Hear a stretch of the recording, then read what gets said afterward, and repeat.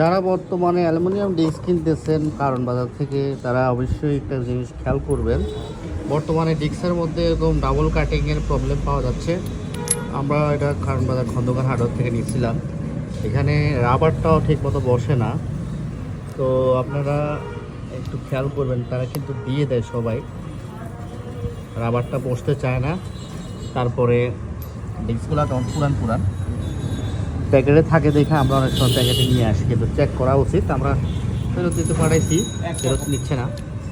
আর এই যে এগুলো দেখেন ডাবল কাটিং, এগুলো সিঙ্গেল কাটিং, এগুলো ডাবল কাটিং। এগুলোর কারণে কিন্তু আমাদের যারা খুচরা নেয় তাদের একটু প্রবলেম হয় আর কি। এই যে দেখেন, তো যারা ডিস্ক কিনতেছেন অবশ্যই সাবধানে ডিস্ক কিনবেন। এবং আমরা প্রথমে ফেস করছিলাম হচ্ছে এমন রাবার দিছে যেটা ডিস্কের ভিতরে চলে যায়, যেটা গ্লাসে লাগে না। এটার উপরে কিন্তু গ্লাস বসে।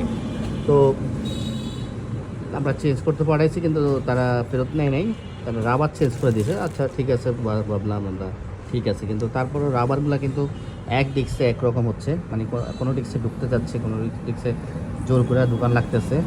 তারপর থাকবে কি না জানি না। আর এরকম ডাবল কতগুলো চেঞ্জ করে আনা হয়েছে, কিন্তু ওখানে ব্যস্ত মার্কেট, সেখান থেকে এতটা চেঞ্জ করাটা কঠিন বা চেক করা। যা পারছে তারপরে 6-7টা চেঞ্জ করে আনছে, আরও কিছু রয়ে গেছে। এগুলো আর চেঞ্জ হবে কিনা জানি না। তারা অবশ্য পাইকারি ব্যবসা করে, খুচরা কোনো জিনিস চেঞ্জ করে না। একদম এক প্যাকেট নিলে 100 পিসের এক প্যাকেটে নেওয়া লাগে, নয়তোবা চেঞ্জ হয় না।